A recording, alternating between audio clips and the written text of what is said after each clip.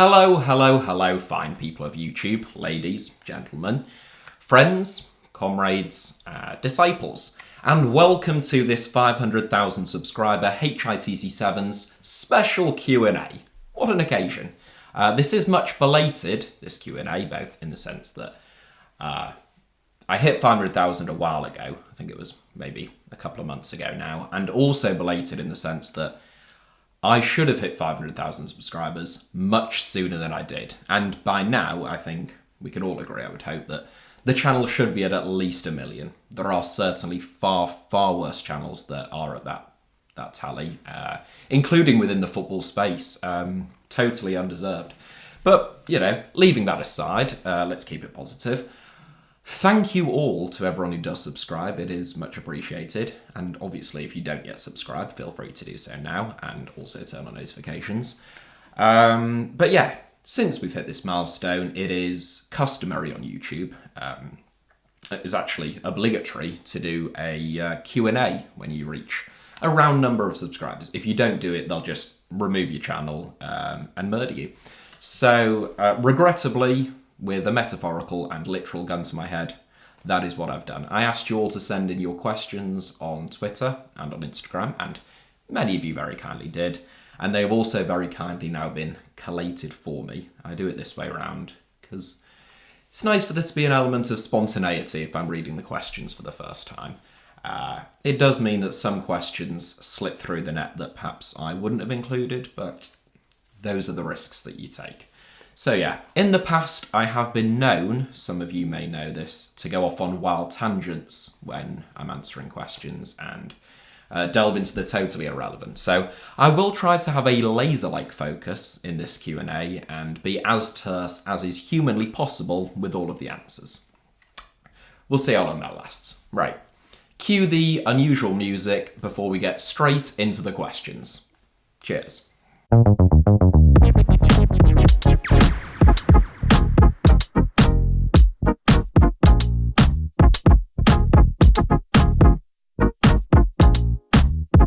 Yep, alright, that's quite enough of that, I think. Alright, here we go. And the first question is, next holiday destination. That would be Dublin in just 2 or 3 weeks' time. My girlfriend is half Irish and her family live in Ireland, so yeah, been to Dublin a few times. I will be there for England versus USA, so if I die over there, it's because someone's killed me in a pub for supporting England, but hopefully that doesn't happen. Is there any German club you support or follow? No, there isn't. Easy answer to that one. I mean, pleased to see Union Berlin getting on so well this season. Long may that continue. It would be amazing if they were to win the league, but no, there isn't a specific team that I follow. Eintracht Frankfurt sometimes keep an eye out for, don't know why. I went there to their stadium for the 2006 World Cup, so maybe that's the reason, but I wouldn't say follow or support. That would be the wrong term for that. Is it true you've seen Lethal Bizzle live in Malia? So that is one of about 5 people who could have asked that question that know me. Yes, I did see Lethal Bizzle live in Malia. It was, well, sorry if you're watching Lethal, but greatly underwhelming. Rubbish, to be honest. It was, some of you may know this, I was unfamiliar with Mr. Bizzle before I went to that gig. It was just like, he wasn't doing anything. The music was playing and he was just sort of shouting the odd word over the top of it. I think Emmanuel Frimpong was there as well. Yeah, €25 wasted, but you live and you learn. Which is your most criminally underrated video? Depends what you... I mean, all of them, I would say, are obviously underrated. In terms of ones that didn't get that many views, there was the documentary. It's normally documentaries about obscure things where maybe I haven't nailed the title or the thumbnail. There was the one about Rudi Gutendorf, the German manager. Managed more teams than anyone else, including national teams. Ridiculous number. Went to Rwanda shortly after the genocide and helped heal the sort of wounds of those communities. So that was interesting. There was also the one about the German referee during the Holocaust. Don't want to give too much away. The recent Qatar documentary, which did actually do all right, but I think it's really good. So yeah, those are a few. Oh, and there was also another recent one about cryptocurrencies and NFTs in football and the sort of potential looming crisis that could pose. So yeah, go and watch all of them immediately after this. And that's an instruction. Who's in your best 11 right now? That's hard to do quickly. I assume that means a world 11. I would have Thibaut Courtois in goal. I would have Joao Cancelo at left back. They're easy ones. At right back, before he got injured, probably Reece James. We'll say, it doesn't say, based on fitness, so we'll put Reece James at right back. We'll have David Alaba at the left side of centre back. And then maybe Van Dijk. I know he's not right on song at the moment. I'd probably go Van Dijk or Rudiger. But we'll go Van Dijk. We don't want to be too Real Madrid heavy, especially since my midfielders. I would be tempted to have Kimmich sitting, but then I'd also want Valverde in there at the moment, and probably Luka Modric. So, seeing as though it's fantasy, we'll go fun, and we'll leave Kimmich out, even though functionally you'd probably have him in. We'll say Valverde with Modric, then I'm having De Bruyne and Messi. It's like a 4-2-2-2, and Haaland and Lewandowski up top. I'm probably missing someone. I haven't prepared for these, and I wasn't expecting quite such a challenging question, but it'd be fun to watch, wouldn't it? Top 5 Bob Dylan albums. Right, a fellow Dylan fan who's maybe watched a previous Q&A where I've been asked about my music tastes. My top five, Freewheeling would be up there. Blood on the Tracks. You see, it's boring ones because they're common answers among Dylan fans. I would say I like some of the 70s albums that sometimes get overlooked, like Desire, and I like even like Infidels and New Morning. I don't know how many that is. And I really like Dylan's. I literally saw Bob Dylan last week in Hull, which who'd have thought Dylan would come to Hull, but he did, and it was fantastic. And that was mostly his most recent album called Rough and Rowdy Ways, which I think is his best album since probably Time Out of Mind, which was, 97? So, and the man's 81 years old, and he's still... Long live Dylan. Next question. Do you have an interest in the 2 rugby league clubs from Hull? I don't, I'm afraid to say. I'm not that afraid to say it, but you might have been hoping for a different answer. I actually developed quite an intense hatred of rugby when I was at school and was forced to play it, and was not allowed to play football. Can you believe it? So yeah, didn't enjoy that. Now I no longer hate rugby. I'll still watch it when there's like a big rugby game on. But no, I don't support either of them, so no one can come after me. Who was the GOAT before Pele? Good question. Personally, I would say Jose Andrade, who long-term viewers of the channel will be familiar with. Played as a holding midfielder for Uruguay, both when they won Olympic gold in the 24 and 28 Olympics, and then he was their captain when, actually, he wasn't their captain, but he was their star man when they won the first World Cup in 1930. Yeah, I would say he was just... It's rare that a holding midfielder is considered the best player in the world, but he was for the best part of a decade. Lots of others. Stanley Matthews, obviously, from this part of the world, as in England. Giuseppe Meazza, also a World Cup winner, 2-time World Cup winner. Matthias Schindler. There's a nice selection for you. But yeah, I would say Andrade. Who would win in a fight, a trillion lions or the sun? These are the sort of questions that maybe wouldn't have got through if I was discerning them. It's not clarified there whether that means the Sun, the disgraceful Rupert Murdoch owned Hate Machine, the newspaper, or the giant ball of gas. I'm assuming it means the giant ball of gas, in which case I think that the Sun would win. Can you call it a fight? The Sun wouldn't have known that it was in a fight, would it? but I still think that it would emerge victorious.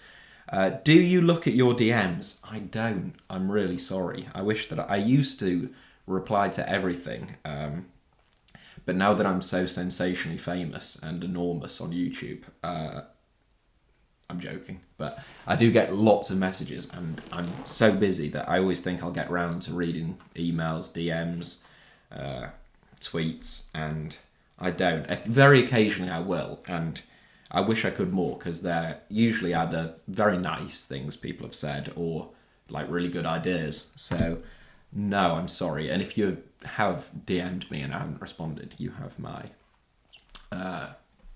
immense apology. I'm very sorry. I wish that I could read them all. How was your experience in uni? Did you enjoy your studies, social life, etc.? Didn't go to uni, so no to all of the above. Sorry. Yeah, I mean, I had a slight experience of the social life because my girlfriend went to uni and I was there sometimes and hung out with some people who went to whole uni, but I'm not sure it's quite the same. Yeah, no, I just left school, did nothing for 6 months. Well, I went to the south of France, spent all my money, and then decided I best do something, and that's when I started writing about, not just football at first. At first, do anything that I would be paid for, I would write about, including some things that I wouldn't be proud of. Now, I did one about why golf isn't a sport. I think golf is a sport, but I was offered $50 by a Canadian website to say that it wasn't, so there you go. Thoughts on Mexican food? I like Mexican food. I was in Mexico in February, and so obviously I had lots of Mexican food there, and went down a treat. This is probably blasphemous in Mexico, and I'm risking cancellation.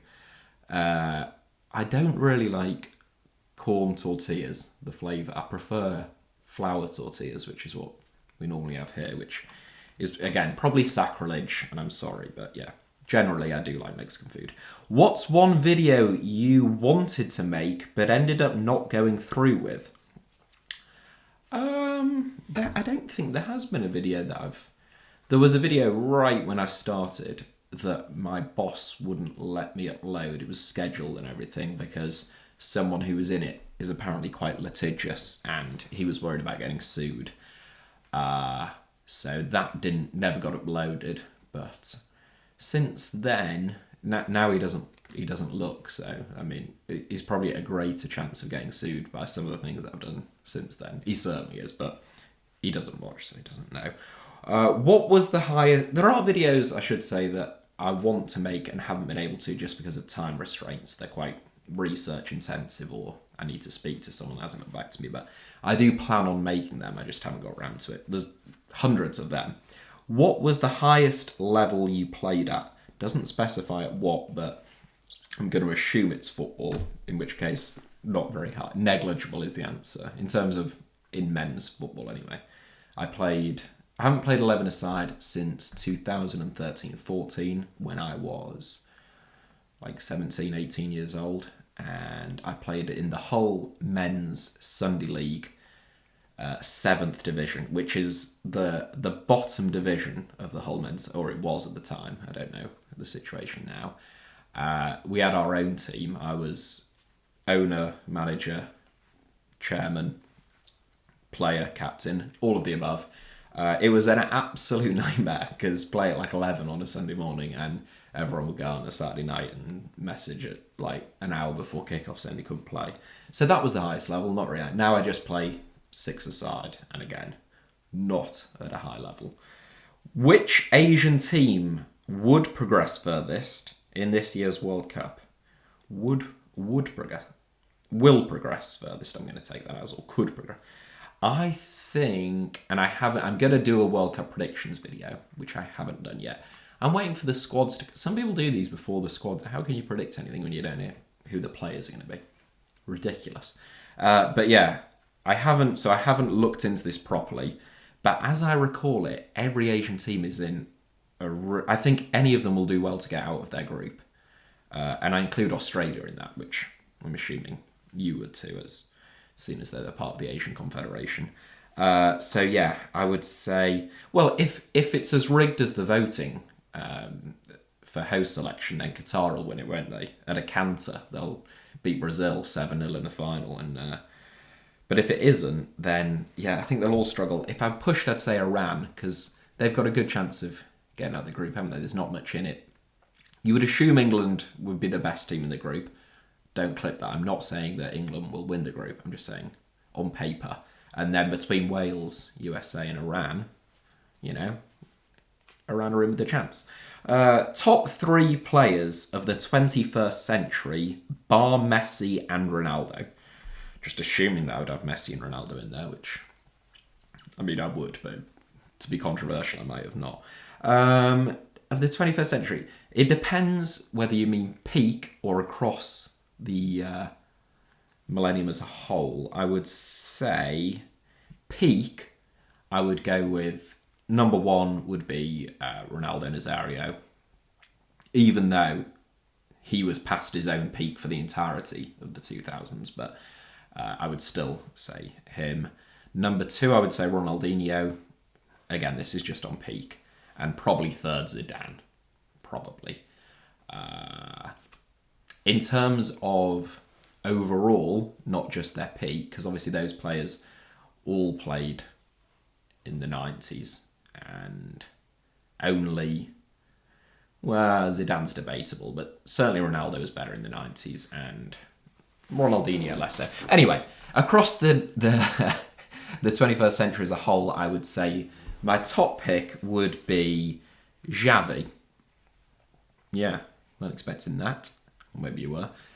Then I would go with, you see, now I'm leaning towards Iniesta. I would say, I'll go with a 5 and I'll say Xavi, Iniesta, Buffon, Thierry Henry, and Luka Modric. Again, I'm not prepared for these. I'm probably missing someone obvious. I didn't mention Maldini, but again, he was across the... We'll move on. I said I'd be terse. Who do you think is the most underrated footballer of all time? I'm supposed to be quick, but my only caveat is when people say underrated, do you include people who are just unknown?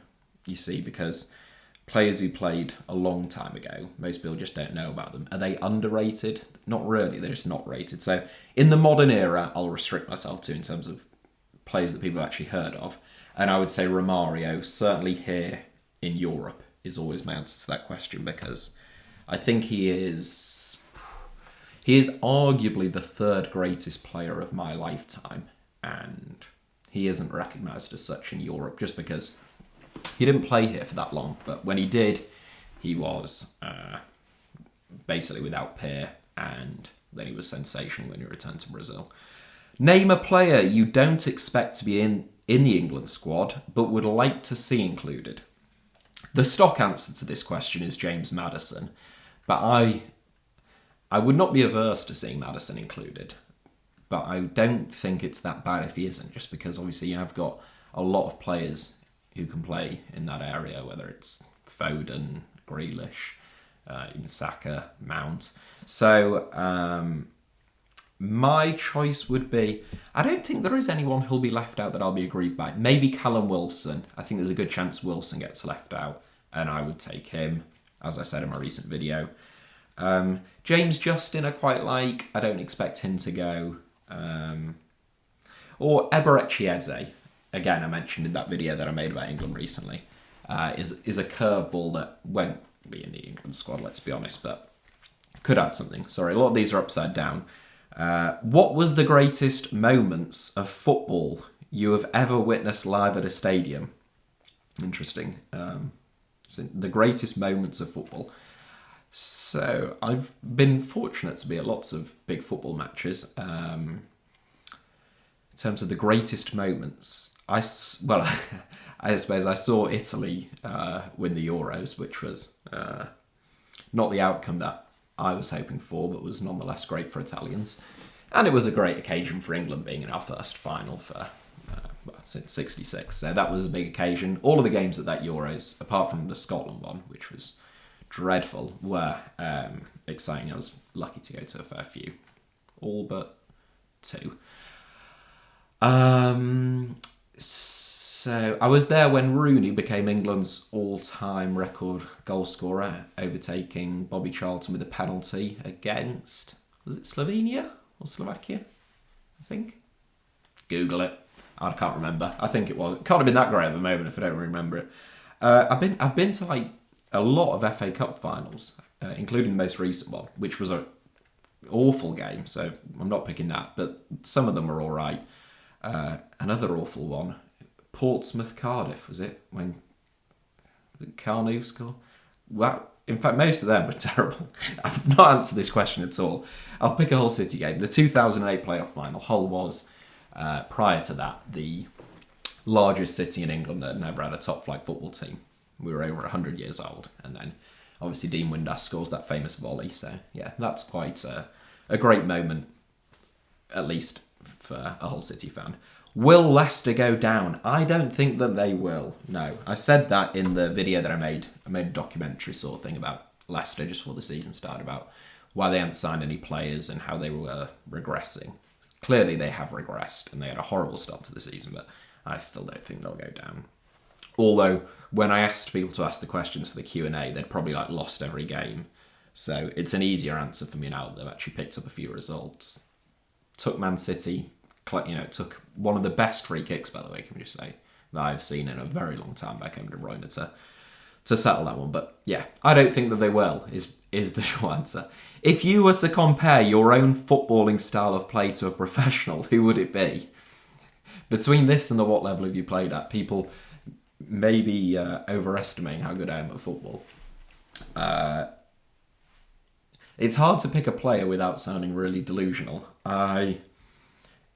In six-a-side, I have an alright shot and I'm okay at keeping the ball. I would say, it might seem a rogue answer, James Garner that is at Everton now, was at Man United.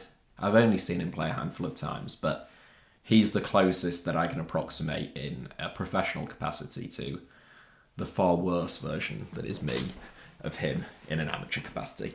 If you could change/add any one rule to football, open brackets, the game itself, and not off the pitch stuff, close brackets, what would it be?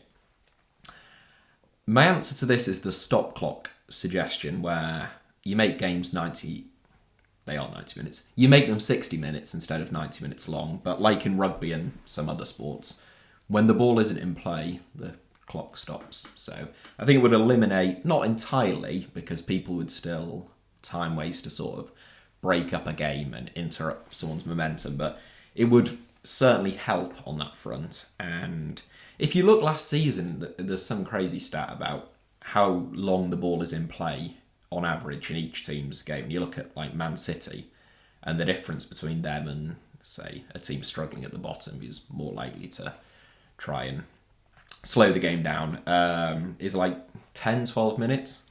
Seems crazy. So that would be my suggestion. When are you starting a podcast? When are you starting a podcast? Not are you starting a podcast? I have no option. It's not if, just when. The world is certainly crying out for another white man with a podcast. Maybe that's why there's an assumption that I will be at some stage, because I'm the only one left that hasn't started one. I do like podcasts. I think they're a good format, but I have no imminent plans. You'll be the first to know about it if that changes. Who do you think are the most overrated managers in football history? Harry Redknapp. Yeah.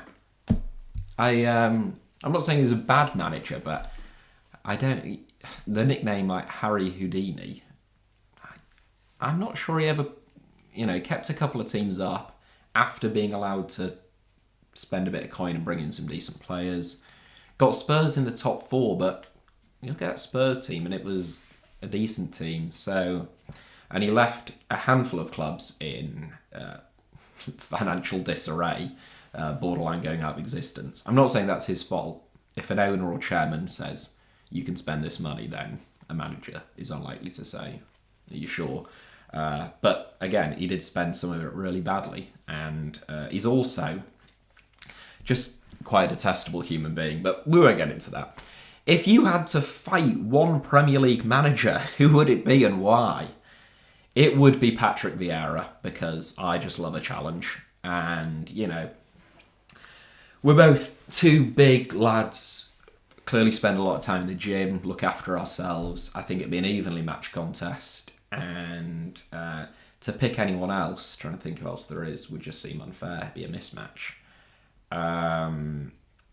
Maybe Frank Lampard. It'd be nice to slap him after he endorsed David Cameron in 2010.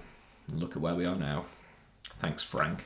I'm not saying it's entirely his fault, but he has to take some culpability. Are we going to get some live vlogs with your old man again? I'd love to see you at some Hull City games. Well, that is very kind of you, though. Recently, it would just be quite a bleak watch, since we seem to lose every single game at home, normally without posing any threat and conceding 2 to 3 goals. So, no, there are no plans, I'm sorry to say, for that to happen. The vlogs were very much a Euros occurrence. I quite enjoyed doing them. They were all right. But no, as of yet, again, if that changes, you'll be the first to know. Upside down again. Which team do you think could surprise everyone at the 2022 World Cup? As I say, I will be doing a predictions video where I put a bit more research into this and come up with a proper answer. My answer at this stage would be Uruguay, but I will warn you that that is my answer at every World Cup. I always think that Uruguay are the dark horses, and in fairness, 2010 came up trumps. They did pretty well there. I think they surprised some people. 2014, they beat England in... I can't really remember how their tournament ended, actually, in 2014. Sorry about that, someone tell me in the comments. 2018, they knocked Portugal out, didn't they? And if it wasn't for an injury to Cavani, I think that they would have been a menace at that tournament, because Cavani and Suarez at the time were linking up really well. Yeah, so I still think Uruguay are fairly solid-ish. Bit less so since they've lost Diego got him, but still, they're a good unit. They've got Bentancur and Valverde in midfield. Good luck finding a better midfield duo in virtually any team. Maybe Germany, Spain, but not many. Rice and Bellingham are good too, aren't they? But I digress. Uruguay, and also obviously they've still got Cavani and Suarez kicking on a bit, but so was Diego Forlan in 2010, and we saw what he did. And then Nunez, who you just never know. He could win the Golden Boot, or he could headbutt someone and score no goals. You never know. But for now, then, but of course, should footballers be sent to space as an experiment? I'll repeat that. Should footballers be sent to space as an experiment is the question that someone has put to me there. An experiment into what is what I would question. Physiologically, they're very similar to other human beings, so they wouldn't sort of like spontaneously combust just as soon as they entered the atmosphere. So my answer would be no, footballers shouldn't be sent to space as an experiment until I find out what the scientific method or rationale would be for doing that. Let me know. Do let me know, because I am intrigued. But no for now. And I imagine the clubs, it would have to be in the off-season, otherwise the clubs would be quite annoyed. Seeing as also your muscle just completely goes, doesn't it, when you're in space? So they would need like 3 pre-seasons just to get back up to full fitness. Seeing as you're interested in researching history, what's your own family history / ethnicity? And anything interesting there? In terms of ethnicity, I'm sorry to report no, or apparently no, assuming that those Ancestry DNA, I think it's somewhere around here, kits are accurate. Although I don't know if they are, because I did one, I got gifted it as a present, and it said that I was 20% Norwegian, which I thought that's quite interesting. And then about 6 months later, they said, we've improved our data methodology, don't know what it is. And it turns out you're not remotely Norwegian, you are entirely British, England, Scotland, not even any Irish apparently in me. So ethnically, I couldn't be any less diverse, which is underwhelming. In terms of family history, well, as a result of doing that Ancestry DNA, even though I found out that I have a very tedious ethnic background, I did get in touch with my cousin, or my granddad's cousin, I don't know what you call that relation, who is in her 90s and lives in California. She moved to America from Hull during the war, and we now FaceTime and WhatsApp every now and then, so that's quite interesting. My granddad's granddad on my mum's side was a psychopath by the sounds of things. He was some like wealthy business owner who had a Willow Merchants, and there's a Wikipedia page for the house that he built, which was apparently like lined with skulls. He had all the workers on site, created his own currency that he paid them in that they could only use in the like shops. That an awful human being, and if you're wondering, that wealth didn't filter down. So really a lose-lose. If you had to cover another sport, what would it be? It wouldn't. I'm not neither interested nor knowledgeable enough about any other sport. Some would say you're not about football, and that's never been a hurdle for you, but yeah, I would just change to another. So I'd probably make like historical or just current issues videos, if I'd make videos at all. So yeah, sorry, rubbish answer. If I have to pick a sport, I'll say badminton, for absolutely no reason at all, other than I recently played it at Centre Parks and quite enjoyed it. If you were subbed on for England during the World Cup, where on the pitch could you last the longest before the crowd realised that you were an amateur? Again, not very good at football, don't know if there's some confusion there. No, so nowhere really. I would say, depending on the game, maybe if it was... I've already sung Iran's praises, so don't take this the wrong way, Iranian viewers, of which I have many. Iran are quite defensive, so maybe if I came on against Iran in goal and they didn't get any shots off, maybe no one would realise for a bit, but if they did get any shots on target, they would be going in, since I am even worse in goal than outfield. Assuming it was against someone decent who are going to be shooting, maybe holding midfield. Sorry about that. The camera just died there, which would seem to me to be quite definitive evidence that I have been neither laser-like in my focus or terse in my answers. So apologies once again for that, but we'll crack on. There's very few left. So favourite video of the last 100,000 subs. I would say... quick again. I would say maybe the video about the Queen's death, which sounds morbid for that to be my favourite. Not the fact that she died. The video was about football's response to the Queen's death, and it got a really good response from people saying that they agreed, and also some people saying, "I hope you die of cancer," hope someone sets you on fire tonight, that type of thing, but that's to be anticipated. So yeah, I enjoyed making that, and the response to that. As I said earlier, the documentary about Qatar and the World Cup, I think very humbly that is the best video on that subject. So I would say that's essential viewing for everyone, and I will be leaving a link to it at the end of every one of my videos about the World Cup.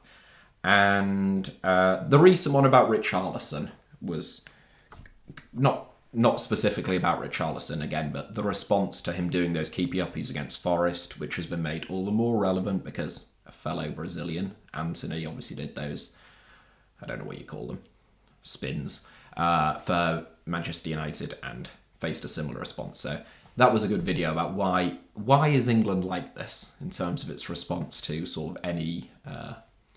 superfluous act, any sort of extravagance or exuberance. And also the documentary about Iceland. Give them all a watch. They're all excellent. It's about Iceland's golden team that obviously beat England, had all these terrific achievements, and that's now all been sullied. I won't tell you why. Give it a watch. Maybe a bit of a warning that it's quite dark.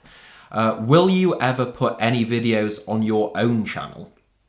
On my own channel? I assume that is just referring to the YouTube channel that is in my own name, Alfie Potsama, that is my name, which has just reached like 10,000 subscribers, which seems quite a lot to me for a channel with no videos, so thank you for that. The answer is maybe, so go and subscribe if you haven't, because, but only if I'm no longer making videos for this channel or any other channel, then in that scenario, that is probably where I would upload, by virtue of the fact that it's got 10,000 subscribers, so it would be a decent starting point. Unless the questioner means the finance channel that I started during the pandemic, which I haven't uploaded to in about a year and a half, in which case, ever, maybe, but not imminently, because I have like zero time. Favourite Bob Dylan song? It's Alright Ma, It's Only Bleeding is my favourite Bob Dylan. It was the song that got me into Dylan, and I still think, maybe with Visions of Johanna, that it's his best song. Upside down again. You're in a fight. Here we go. You can pick 3 players, past or present, to help you. Who? 3 players, past or present. I would pick Patrick Vieira, because I've already earned his respect, haven't I, from earlier on when I flattened him. Not Frank Lampard. I would pick probably someone like Billy Whitehurst, who I referenced in that fairly recent video about 7 footballers with just one remarkable trait, and his was being a thug, which I'm not particularly fond of that, even though he's sort of a bit of a Hull City legend, but he did some bare knuckle boxing and whatnot and was pretty hard bloke, so he'd probably be handy. And then probably Roy Hodgson, because I could just run off and they'd get Roy first, wouldn't they? Because I reckon I could outrun Roy, certainly at this stage. So there are my 3. And the last question, it's been a blast. The last question is, do you see yourself doing YouTube for the next 5 years or doing something different?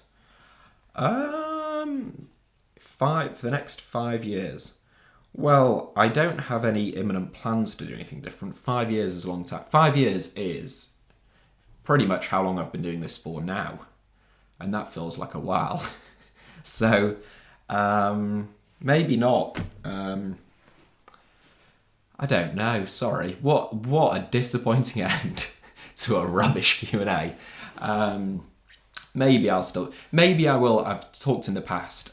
The ideal situation for me would be to have some kind of like Patreon type thing going on, where people, you have like members or whatnot, and then I would have greater creative freedom to make whatever videos I like, and I wouldn't be able to be screwed by YouTube when they just randomly demonetize a video for no apparent reason.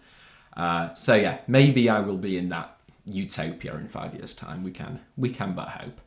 But yeah, thank you all for joining me for this 500,000 subscribers Q&A, in which I was neither laser-like nor remotely focused or terse in any way, shape or form. But I hope that you enjoyed it. Thank you all very much again for subscribing to the channel. It is genuinely greatly appreciated, even if it should be far more than 500,000. I hope that you have a fantastic day. I will maybe do another video to camera around Christmas time, when I will no doubt be struggling to get proper videos out, anything actually half decent or entertaining. So yeah, I might do like a quick fire Christmas questions or something like that. But yes, thank you for joining me. Hope you enjoyed it. Hit the like button if that was the case. Subscribe if you haven't already. Let me know your thoughts in the comments. And as I always say, you can also find me on Twitter or on Instagram via the username @HITC Sevens on both, should you wish to do so. Thank you very much.